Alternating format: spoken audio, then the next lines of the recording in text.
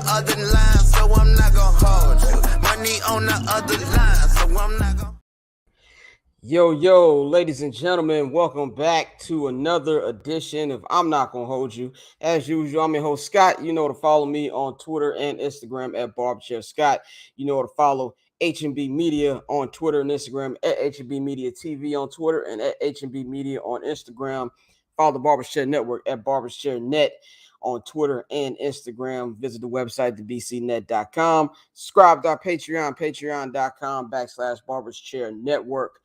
All three different tiers, man. Check out which one fits you the best. We appreciate everybody who has been a loyal subscriber. There's a new episode of Summer Sessions out right now. We're going to be doing a new episode of Cinema with the Guys next week. We'll be breaking down the first two episodes of season 4 of Succession. So check all of that out, man. It is March 30th, Thursday, March 30th, 2023. Happy opening day.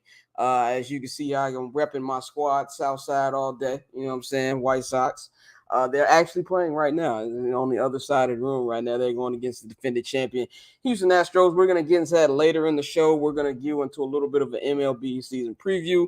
I'm going to give my top 5 storylines coming into this 2023 MLB campaign, man. Let's first start with my sound off, man, as we get into this, man. I want to start my sound off by giving a congratulations to the Sacramento Kings, man. Coach Mike Brown, De'Aaron Fox, Sabonis, Malik Monk, the whole team they've got over there, man. They have been having a very surprising season. I think even people who were high on the Kings coming this year didn't expect them to be basically fighting, at a current number 3 seed and even being in a race to get the number 2 seed. I think that was well beyond anybody's projections. This is a team that I thought was like, it could be a cool league pass team. Maybe if they're lucky, they'll get one of the play-in spots. But they've been pretty much, just dominating all season long, man. This is something where I think it's about time we give Mike Brown his credit. I think Mike Brown is one of the most underappreciated, maybe even disrespected head coaches over the last decade. This is a guy who took that young LeBron James and Cleveland Cavaliers team to the NBA Finals back in 2007. I know LeBron gets all the credit for that, and that's what happens when you're a great player. You get majority of the credit, but this is something where people act like he was just stepped on. It's not a shocking revelation that they had so much playoff bursts and success when he was in Cleveland. And this is something where a lot of people's like, why is he taking this job? This is a super young job. Nobody wants to be coaching in Sacramento. They don't run through so many damn coaches over there over the last decade. Nobody thought that he should go over there, especially leaving a comfortable situation like he had in Golden State, where he won a couple championships as being on the bench of Steve Kerr. But you got to applaud him for not only taking the leap to say, I'm going to go back in and prove people just how great of a coach I am. This is a former NBA coach of the year. But to take this young squad to not making the playoffs at all. And in fact, this was currently, as of before last night, was the longest streak of playoff drought in American sports history, going on since 2006. So to come in here, mold this young team to not just being a playoff team, but to be one of the top 3 seeds and even have a chance to be a top 2 seed, you got to give Mike Brown an incredible amount of credit, him and his entire staff. But of course, we also got to talk about the players, man. We got to talk about De'Aaron Fox, who this is a guy when he was drafted back in 2017 during the Lonzo Ball, Jason Tatum class.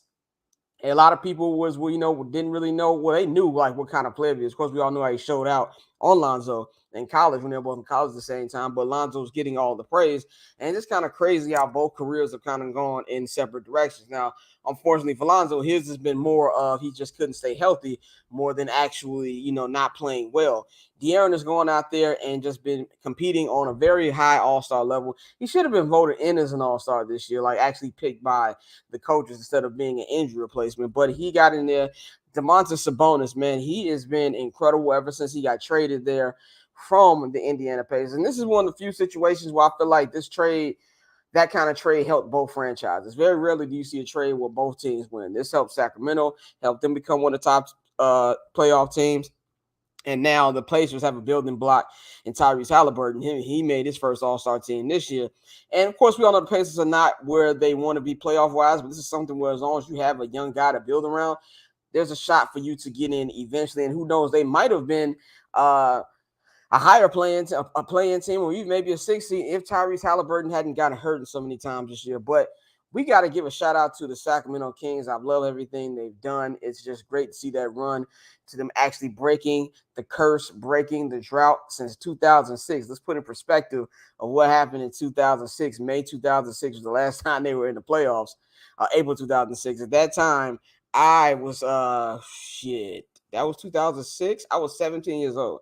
I was 17 years old. I'm 34 now. The Chicago White Sox were defending World Series champions. To let you know how goddamn long that was. Barack Obama was still 2 years away from being elected president. It was a lot of shit. It was a vastly different world 17 years ago. So much things has happened. So now the spotlight is on you, New York Jets, who now have the newest current running drought of American professional sports teams who have not made the playoffs. They have not made the playoffs in 12 seasons. So all eyes are on you. And that is a perfect segue into my first official topic of the day. As we all know, 2 weeks ago, did not record last week. Had a real busy schedule. Didn't really have time to do it. So I'm glad I'm back to be here this week. But 2 weeks ago, I had my brother on. We were talking about the official announcement of Aaron Rodgers basically saying he's done with the Packers and he will be playing for the New York Football Jets. Now, in these 2 weeks, nothing has happened. He is still contractually a member of the Green Bay Packers. There's a whole staring contest right now between the New York Jets and the Green Bay Packers. Now, if you're a Jets fan out there, I know your natural reaction is to panic because of one of the reasons I just mentioned with how long it's been since you've been in the playoffs and just how many bad quarterbacks you've had in your history, just how they really haven't been shit. They haven't won a Super Bowl since like Super Bowl 3. They used to talk about Joe Namath. As a Bears fan, I get tired of hearing about the 85 Bears, and that was fucking like 30 years after Joe Namath. So I definitely understand where that's coming from, which you might have a little bit of paranoia. But I say this as a guy who has been tortured by Aaron Rodgers for almost 2 decades. I say this as a guy who also has a little bit of PTSD with his sports teams. You're going to be fine. There's no shot that Aaron Rodgers is going back to the Green Bay Packers. I mean, multiple things have come out. Obviously, Murphy, the president of the Packers, said that that's not going to happen. We wish him well. Brian Gutekunst is, even this week, he's come out with more stuff about Aaron Rodgers that we hear. Now, they've already told Jordan Love he's going to be a starter. And also, they don't want to pay his ass $60 million fucking dollars. So this is pretty much all done. You have nothing to worry about. At this point, it's just all about what's actually going to be the compensation that the Packers are going to get. Now, Packer fans, all very delusional bunch. I know this because I deal with them a lot. They think they're going to get the Matthew Stafford or the Russell Wilson package for Aaron Rodgers. Yes, we know Aaron Rodgers is a first ballot Hall of Famer. Yes, we know Aaron Rodgers is probably a top 5 quarterback of all time. Yes, we know he's a 4-time MVP and just won MVP not even 2 years ago. But the man is 39 years old. On top of him being 39 years old, we don't know how many seasons he is going to play. We don't know if it's going to be just 2023 and he rides off into the sunset. We don't know if he's going to give them 2 years. So when you have this uncertainty mixed up with his age, why would you give up a first-round draft pick and especially the number 13 overall pick this year? That just doesn't make any sense to me. And I think that was probably been part of the holdup. Now, I do think we're getting closer to a resolution simply because what Brian Gutekunst, general manager of the Green Bay Packers, said this past week at the owners' meetings, basically saying that, we're no longer, thinking about getting the first-round draft pick. So they pretty much backed off of those claims. So it's really just figuring out how many picks is going to be in all. Will the Jets get any compensation from the Packers if Aaron does only play 1 year? So I feel like that's going to be the holdup. But Jets fans, you're going to be okay. This guy is going to be your quarterback. You're going to have a legit shot to win your division for the first time and who fucking knows when. You're going to have a legitimate shot to make the playoffs and make some actual noise. I don't give a damn how old Aaron is. He's already the best quarterback in your franchise history. You're going to be fine, and I'm going to be fine more than anything. Fuck the Jets. I'm going to be fine not having to deal with this motherfucker twice a year. Now having to hear about his bullshit quotes every fucking week. I'm more happy about this than y'all will ever fucking imagine. I'm more happy about this. I don't give a damn if he wins y'all a Super Bowl this year. you will not have the happiness that I feel this particular moment with him not being in my division anymore. But it will happen. I do believe it will happen before the NFL draft because they're going to want some compensation, and you're going to want to use some of those picks. The most important currency in the NFL are draft picks. It's not money, it is draft picks. And you're going to want to get something within this year's 2023 draft. And we are less than 30 days away, man. So definitely think that's going to be happening very, very soon. So Jets fans, breathe. For Packer fans, man, I hope you enjoy it because the grass is not greener on the other side. And I don't think Matt LaFleur's comments this week at the owners' meetings should make you feel any better when he said we need to tamper expectations for Jordan Love. Good luck with that. Moving on, man, let's go to another one of the other big stories in the NFL, not just at the owners' meetings this week, but this has honestly been a story ever since the end of the Super Bowl, really a story even through the regular season. It is the Lamar Jackson Baltimore Ravens saga. As we sit here 2 days away from the month of April, he does still not have a new contract from the Baltimore Ravens. Not only does he not have a new contract, we are about 2 weeks into the new league year, and he does not even have a contract offer from anybody else. Now, we've had multiple discussions about this situation, not just on this show. I've talked about this on summer sessions. I've tweeted about this. This is a situation where after this show, after today's episode, I'm not talking about this shit until there's an actual resolution. I'm sick and tired of it, and I don't really give a damn anymore. But we're having conflicting reports. We don't really know exactly what Lamar wants. And you're hearing things from other coaches saying this week, well, he's been injury prone and, why would we give up this amount of stuff? Now, a lot of this has to do with I do feel like there's a little bit of collusion, like I said, over the last couple of weeks. But I think this needs to come back to this I feel he needs to get an agent. I feel like we can wrap this whole situation up. It can get a little faster, and we can get to a resolution because there's so many he say, she said things. We've had just this week, we've had a thread of tweets from Lamar Jackson basically disputing what people are saying about him. He said, why would I didn't sit out because I was money dispute. I sat out because I was legitimately hurt. And I'm not saying that he needs an agent to make the numbers, to get the actual number contract right. There has been plenty of players who have negotiated their own other contracts, their own contracts in the league. I mean, we just dealt with one with the Chicago Bears with Roquan Smith where he was negotiating his own stuff. But after like a couple weeks in Baltimore, he got a deal pretty quickly. So I think I don't think we know. I think the only people who know what Lamar wants is Lamar and the Baltimore Ravens. I don't even think other teams involved know.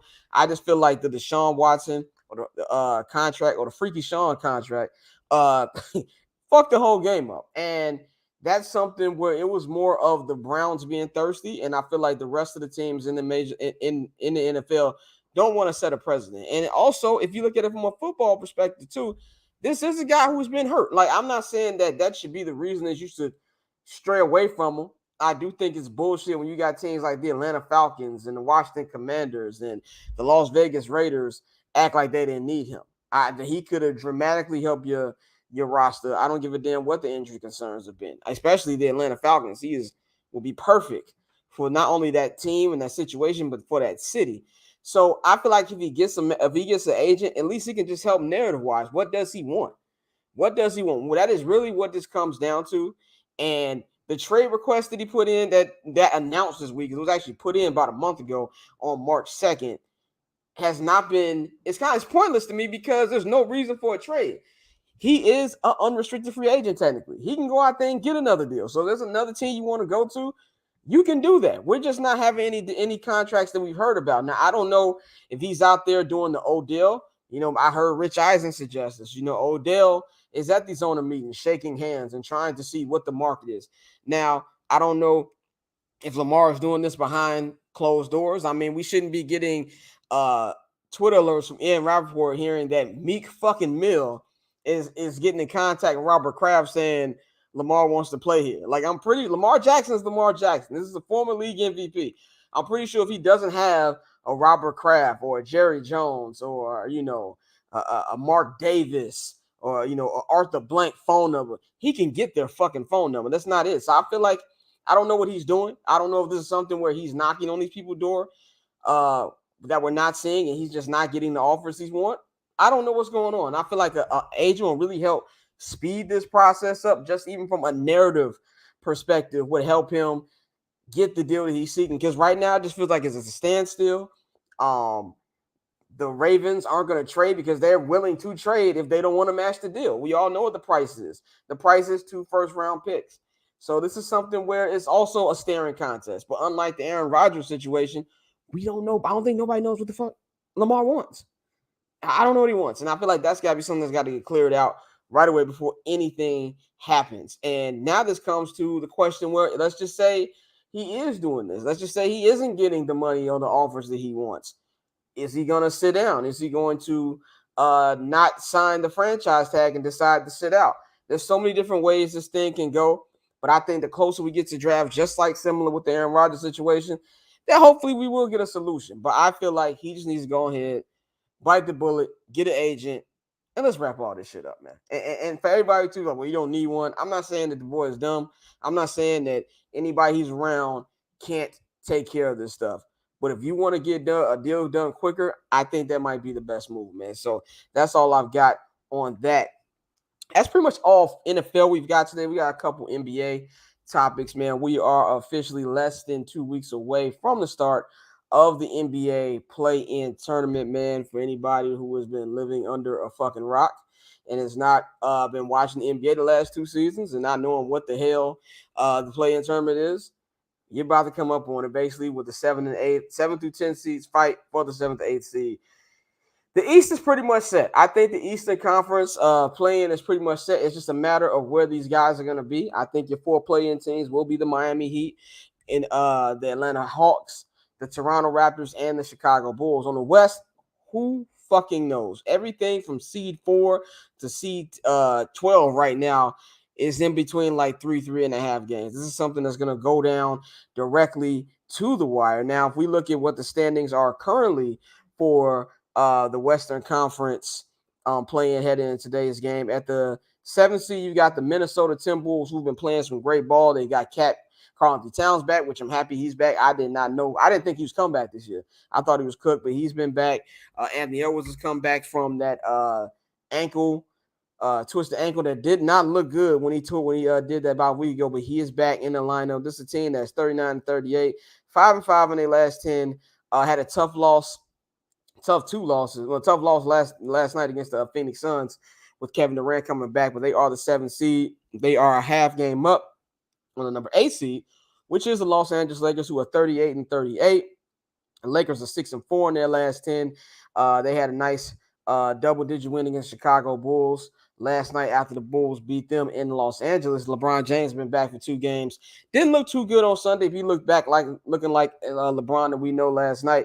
So they are currently tied right now with the New Orleans Pelicans, but they do have the tiebreaker over the New Orleans Pelicans. Now with the Pelicans, we still don't know what's happening with Zion. They said they're going to be reevaluating him soon, but the Pelicans are also 38-38 at the 9th seed, and they are a half game up on the Oklahoma City Thunder, who are 38-39. So that is how the play-in will be set right now. So I think the question is, are there any teams that we can see who could upset one of the top, let's say, 5 seeds in each conference? Now, in the West, we all know the West is going to be, this is not going to be a normal playoffs in Western Conference, because usually when you're the 1st or the 2nd seed, usually get you like an easy series to get your feet, you know what I'm saying, get your feet wet, you know what I'm saying, and kind of get in a little bit of playoff form before the real test start. But if you are the Denver Nuggets and the Memphis Grizzlies, there's a good chance that you're going to be playing the Minnesota Timberwolves and the Los Angeles Lakers in the first round, or maybe even the Golden State Warriors, which you really don't want. That's not your typical first round. So if I had to say, if I look at the play-in teams that could make a run and be an upset, I think in the Western Conference, it has to be the Los Angeles Lakers. They have been a team that has been inconsistent all fucking year. This is a team that has had injuries all fucking year. This is a team that just did not have a good makeup for the last year and a half, really even longer than that. Ever since they, for no reason, broke up that championship roster to make room for Russell Westbrook, They just have not been the same. They have not been the same defensively. They haven't had the shooting that they had when they won the championship in the bubble, and none of that. But since the trades they made at the deadline, Rob Pelinka made the deadline, bringing in a Jared Vanderbilt, bringing in a Malik Beasley, bringing D'Angelo Russell back home.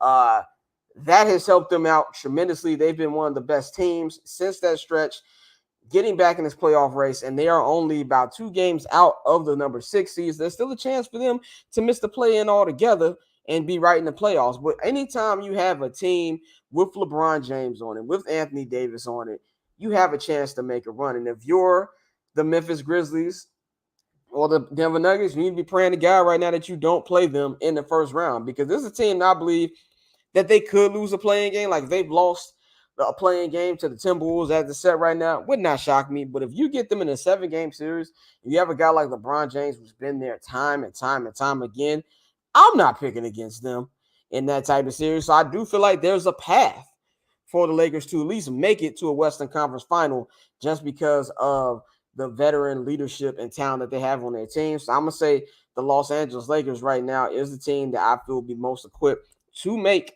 a play-in, I guess, like upset of one of the top seeds. We might have some March Madness type shit going on in the Western Conference playoffs this year. As you see, this is probably the most random Final Four that we've ever had. There's a chance that they have. There's a world where the top 3 seeds in the Western Conference all go home in the first round. If you go off where they would be playing like the Golden State Warriors, or maybe the Clippers fall down, or maybe it's the Timberwolves or the Lakers, there is a legitimate shot that could happen. So I've got my eyes on the Lakers for a team that I would not want to play if I was one of those first 2-3 seeds in the West. Now, the East, it's a little harder because I don't really think any of these 4 play-in teams are equipped to beat a top 4 team. But if I had to pick one, they'll probably have the best shot, even though they have been just bad this year. I don't even say inconsistent, just bad. Would have to be the Miami Heat, just all the same reasons I named for the Lakers. The veteran leadership, the experience. This is a team that was literally one Jimmy Butler made shot away from making the NBA Finals.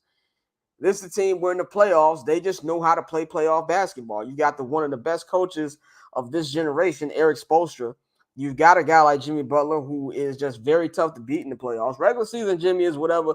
Playoff Jimmy is a whole different thing. And we've seen that over the last couple of years. And that's something where if you are a top 3 or 4 seed, maybe a younger team like the Cleveland Cavaliers, or even like somebody like the New York Knicks or something, you wouldn't necessarily want to see this team. I don't think that they would lose to the Heat, but if there's any team out of them and Atlanta and the Raptors and damn sure the Bulls, it would have to go to the Heat as far as having a chance for them to actually make upset. But unlike the West, I don't see any upsets happening in the East. I think the East is going to be – the West to me is going to be random. It's going to be fun. It's not going to be any fucking defense played. The East is going to be that gritty, hard-nosed, if you was kind of like old school basketball, that's kind of what it's going to be. And I love what the Knicks have done this year, even though this Julius Randle in the injury news that came out today, he has a sprained ankle. He's going to be reevaluated in 2 weeks. The reevaluated word is never words you want to hear, because that doesn't mean he's coming back. That means we're going to check in 2 weeks. And time is not on their side. We all know Jalen Brunson has been dealing with a whole bunch of nagging injuries.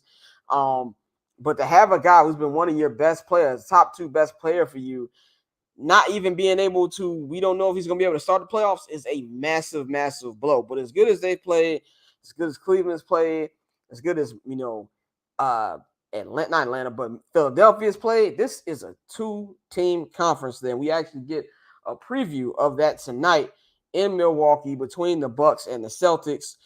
Basically, the Celtics trying to stay alive to end that fight for the number 1 seed, and I feel like a win here tonight by Milwaukee will pretty much close the race on them getting the number 1 seed, not just in the East Conference, but all of basketball.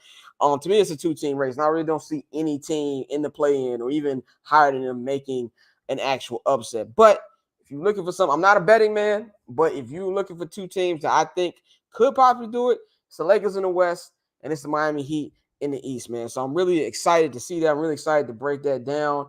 The play-in to me, like I've been on Adam Silver's ass. I'm not really an Adam Silver fan. He looks like he's a great guy. He's probably a fun, cool dude. I have no problems with him personally. I just don't like how he's running this league. But I will say that the play-in tournament was one of his best ideas. It's been really good for the last 2 seasons, and I think this year's play-in on both conferences is going to be the best play-in that we've seen yet. So I really think it's going to be exciting, and we are about 11 days away from that, man. So I'm really excited about that. Let's talk about a team who's out of the play-in right now. A team that was in the Western Conference Finals last year. That is the Dallas Mavericks, man. The Dallas Mavericks are currently the 11th seed. They are a game behind the 10th seed Oklahoma City Thunder, who will be without Shai Gilgeous-Alexander on Friday. So that's a big blow for them. They are 37-40 currently. They are 3-7 in their last 10. And here's the most surprising number right here. They are 3-8 in the 11 games that Luka Doncic and Kyrie Irving have played together. Now, when this trade happened about almost 2 months ago, I think anybody with actual brains who actually watches the game of basketball knew this was not going to be a perfect fit. I don't think anybody who pays attention thought this team was going to make a run or like be in a conference final or, win the NBA championship, make it to the NBA finals just because they were so bad defensively.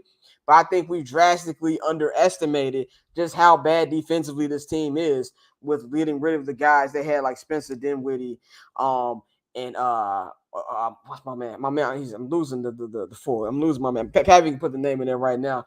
Of the four they traded to Brooklyn. I'm losing my train of thought. But with those guys that they lost in the trade, Dorian Finney-Smith. That's what Dorian Finney-Smith.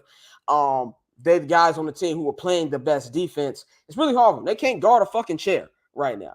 And on top of that, you really kind of have the offense hasn't really been running the way we thought it was going to be. I did think that they weren't going to play in the defense, but I was like, it's going to be very fucking hard to stop them offensively. When they first started playing together, it was really kind of a hot potato thing. No, you take the ball. Now you take the ball. And I think there's been a little bit more compromise, but it still has not been good enough. And this is the time right now where y'all know I'm a big Luka guy. I'm a Luka stan damn near. When Steph retires, this is going to be my guy. He got to do more. You get all these accolades. You get praised as one of the best players, best young players in the league. You got to do more. I need to stop seeing all the sulking on the court, bitching to the refs. Get back on defense. You got to be able to rally your team and play better because they're losing the teams they ain't got no business losing to. I don't give a damn how bad your defense is. You got enough offensive threats that you ain't supposed to be getting your ass beat by the Charlotte Hornets in back-to-back nights. That type of stuff does not happen. And on top of this, you're trying to convince Kyrie Irving to sign back with you.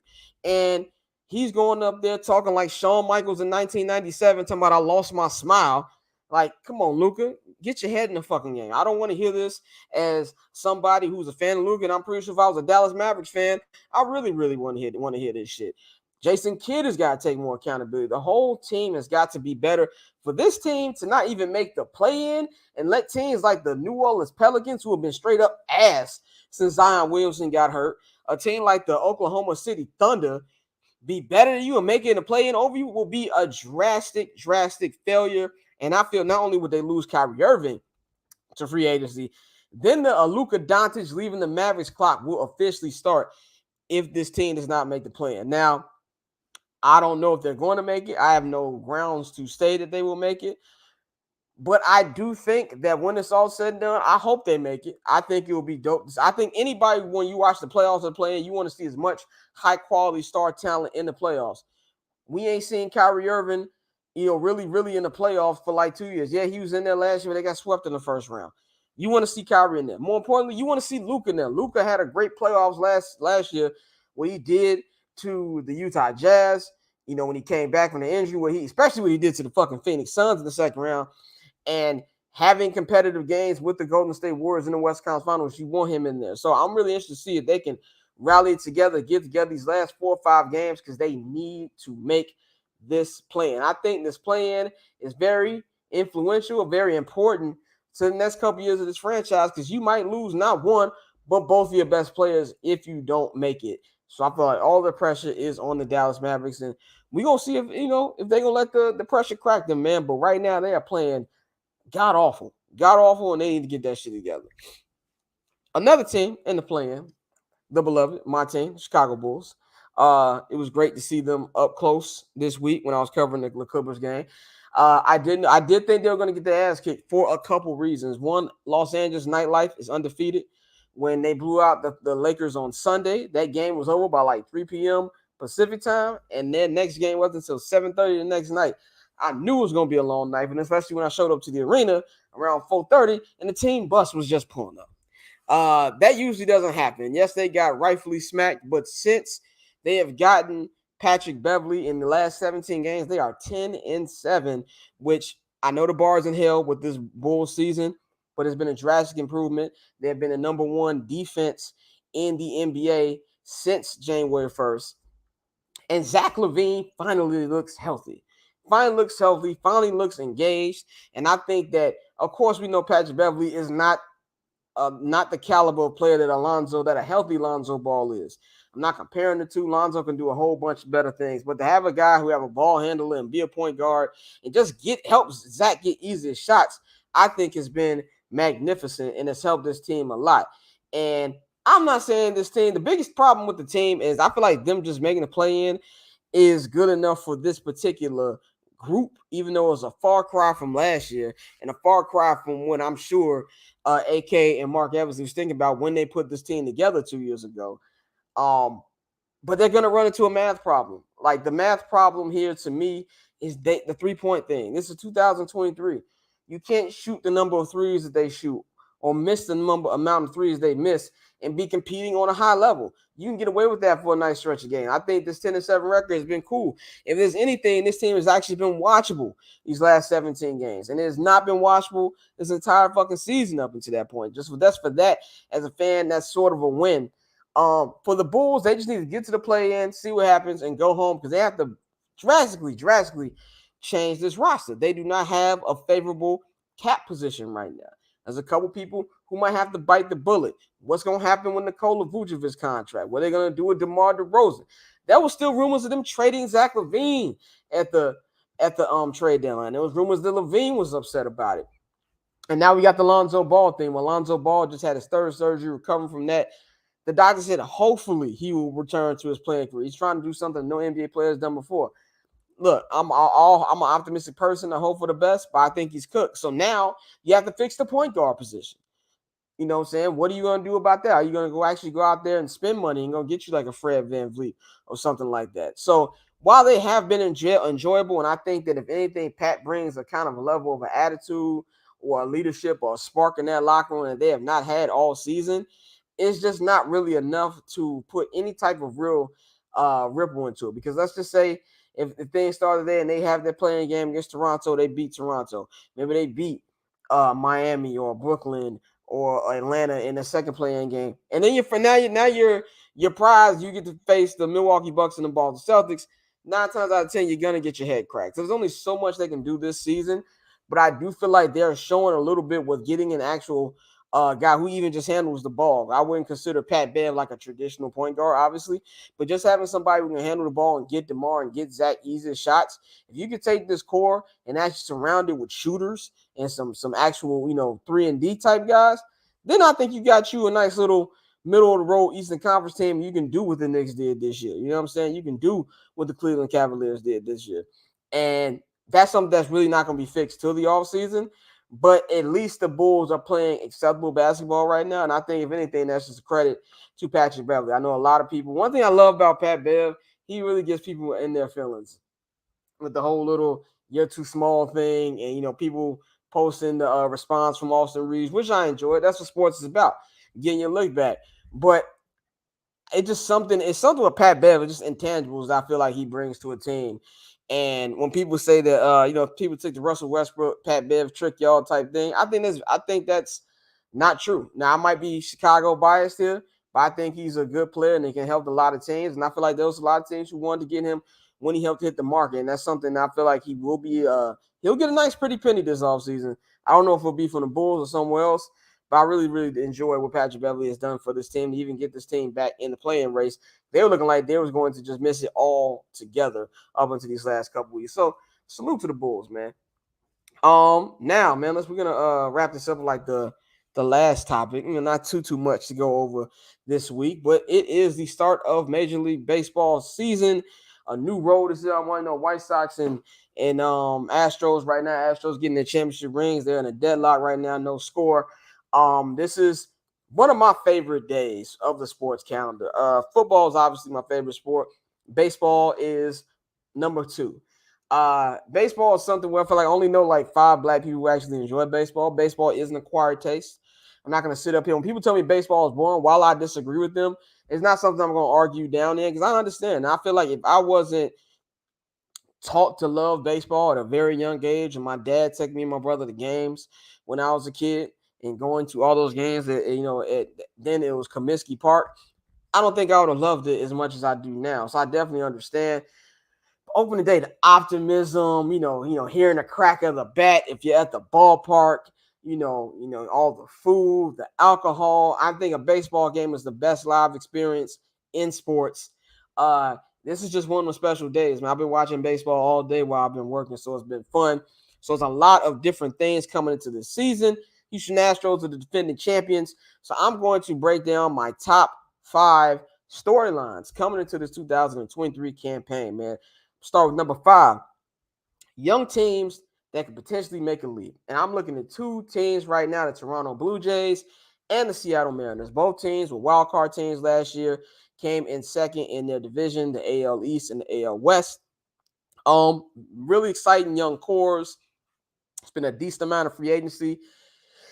These two actually met in the wild card playoffs last season with the Seattle Mariners beating the Toronto Blue Jays, and also had one of the longest games ever with the Seattle Mariners when they played the Astros in the second round.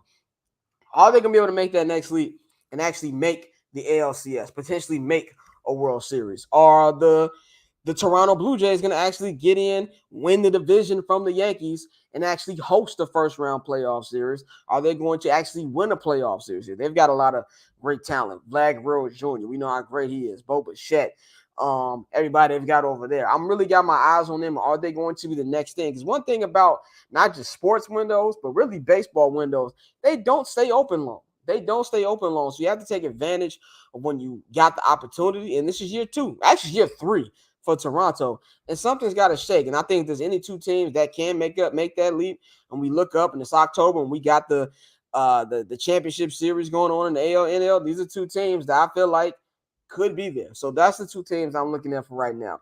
Number 4, this was a little biased one. I don't know if this is a worldwide MLB storyline, but Chicago baseball. Chicago, one of the best, not only just baseball cities, but one of the best sports cities. Very divided crew. You can't be they're split households. I come from a split household. My father was a White Sox fan. My mom was a Cubs fan.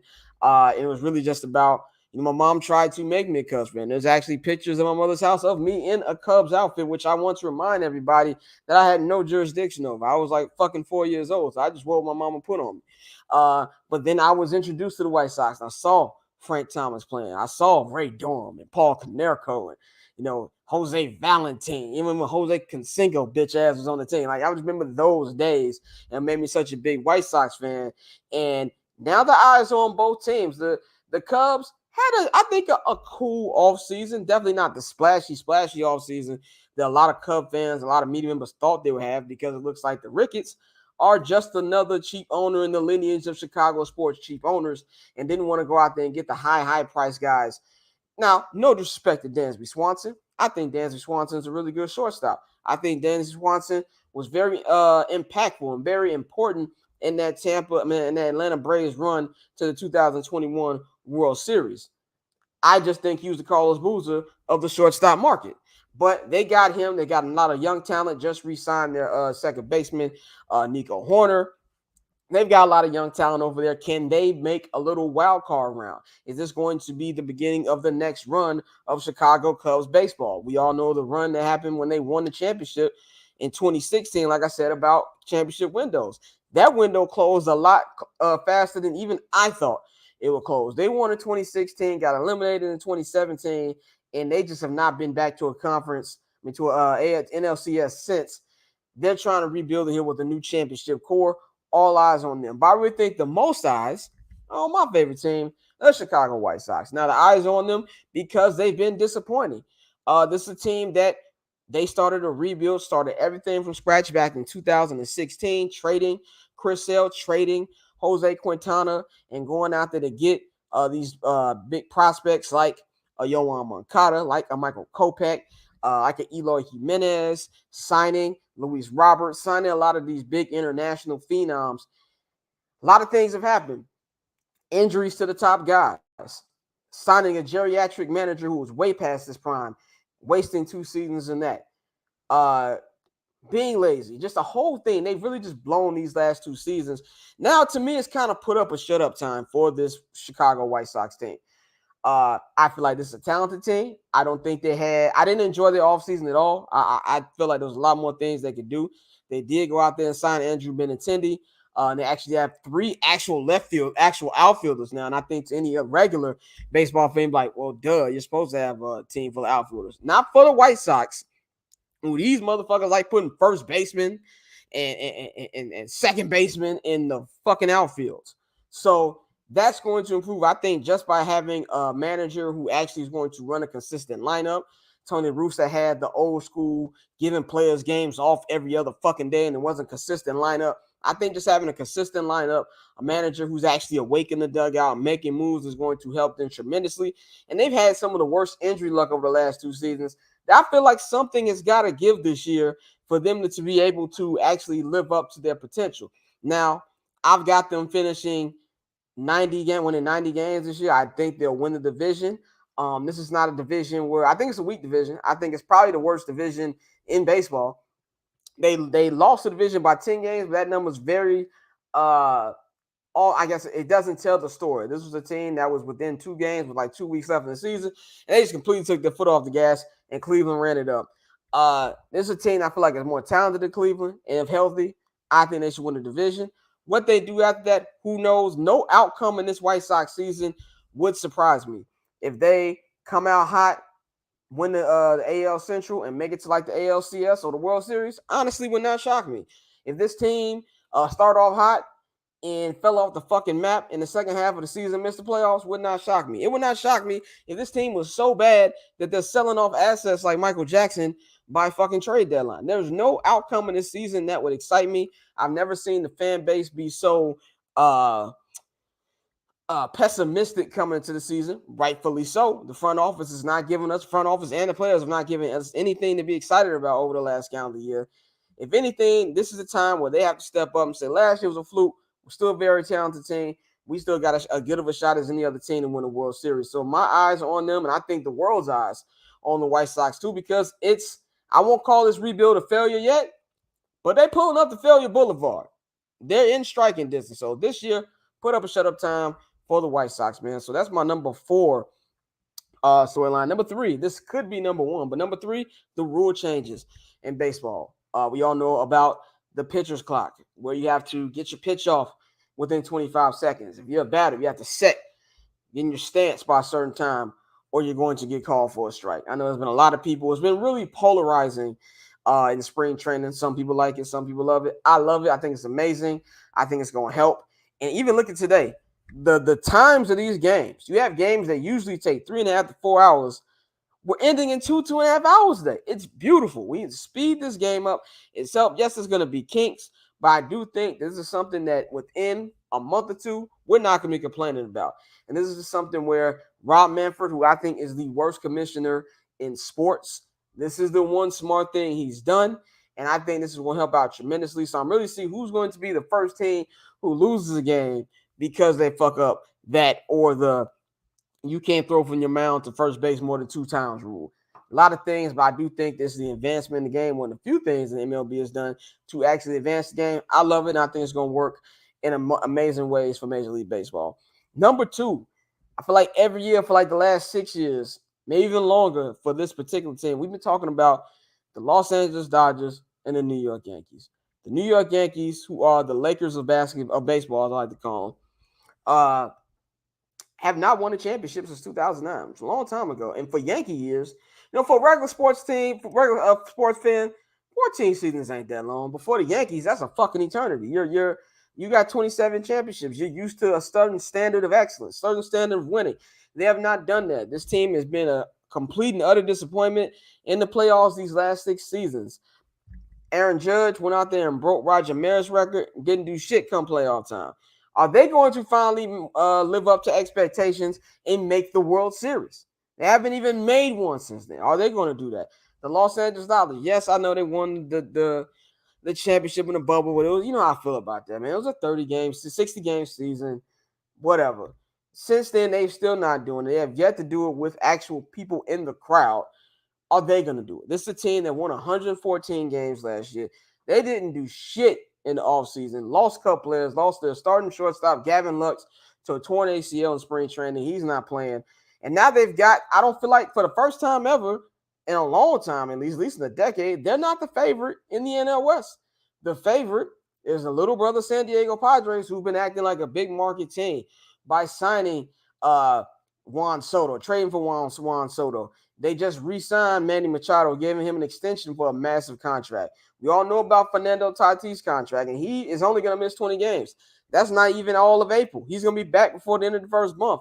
This is a team that I feel like is not only has a chance to win the AL West by multiple games, but they have a chance to make it to the World Series. And it's put up a shut-up time for the Dodgers and the Yankees because after a while, that window is going to be closing soon. So are the two behemoths in the Major League Baseball going to actually take advantage and make it back to the World Series and win a World Series? Now, my number one observation or storyline heading into this MLB season is Ohtani watch. Shohei Ohtani, two-way Shohei, as I like to call him. He is probably the best, if not one. He's probably the best overall baseball player in the game right now. We all saw how dominant he was in the World Baseball Classic. That at bat between him and Mike Trout was incredible. He is entering free agency. And if you know anything about the Los Angeles Angels, they don't make the playoffs. Not only do they not make the playoffs, they don't really play a lot of competitive baseball. This is a team that's usually out of it by June. And to me, the clock is up now because to me, conversations don't even start with Ohtani's contract until you at least get to the number 500 million. That's where it starts. I think he's going to get anywhere between 550 to 575. Would not even be shocked if he gets $600 million. But I do feel like he is going to be the first $500 million player in sports history. And if the Angels are out of it, like we all expect them to be, come trade deadline, it would not shock me whatsoever, especially with the ownership thing they've got going on, that if Shohei Ohtani gets traded at the deadline, would not surprise me. If you already know you're going to lose him, at least get some assets. So that's something where I'm very intrigued to see how that's going to go because we all know, I think the Angels are going to suck. And I actually kind of felt bad for Mike Trout for saying this is the most fun he's had playing baseball because they have two generational talents. Probably number one and number two are 1A and 1B players in baseball on the same team, and it doesn't mean nothing. They're finishing third or fourth in the division every year. And if they do trade them, that's going to be probably the most massive trade in Major League Baseball, maybe even sports history that we've ever seen. This is going to make the Mookie Betts trade look like fucking Tiny Toon Adventures.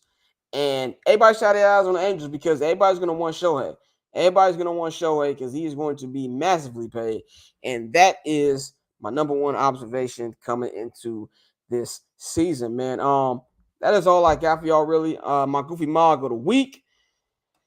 I love this player. Big fan of this guy. But I got to give it to Joel Embiid, man. You can't go out there talking the shit you're talking about with Jokic and saying the things you said in the magazine and, about the pressures on him and then sit out that big matchup this week. You can't do that. You need to, like Kendrick Perkins said, you need to have a chance to give Jokic to get his lick back. And this is something where, as great as Embiid's been playing, I still think that Nikola Jokic is the favorite. And I feel like if he'd won down play, not only would have helped your team and a chance to actually get the number one or number two seed in the Eastern Conference, because it was a close game and even without him, this could really deaded the MVP conversation. He could like, I banged on him. I went in on him twice. You know what I'm saying? And nothing happened. He can't touch me. And to go out there and just sit out, man, I ain't like that, man. That shit was weak. You go out there and play, man. Give him an opportunity to strike back at you, or you to tell him you can't fuck with me on any level. As a sports fan, especially if I was a Sixers fan, I would have wanted to see that, man. So it was unfortunate we didn't see that, man. So I'm going to get at moving Margaret Week to Joel Embiid. That is all I have for y'all today. I appreciate y'all for watching. We are getting closer and closer to the playoffs, man. Next week will actually be our last show before the play-in, before the postseason. So I'm very excited about that. We're getting closer and closer to the NFL draft. So definitely going to be having some coverage on that. So you want to follow me on Twitter and Instagram at Barbershop Scott. Follow HB Media on Instagram at HB Media. Follow them on Twitter at HB Media TV. Follow Barbershop Network on Twitter and Instagram at Barbershop Net. Subscribe to the Patreon, patreon.com/Barbershop Network. Visit the site, thebcnet.com. Follow my super producer, Pat Vito, at Pavi World on Twitter and Instagram, man. And I will holler at y'all next week. We out. Getting paper on these player haters, old news. Money on the other line, so I'm not gonna hold you. Money on the other line, so I'm not gonna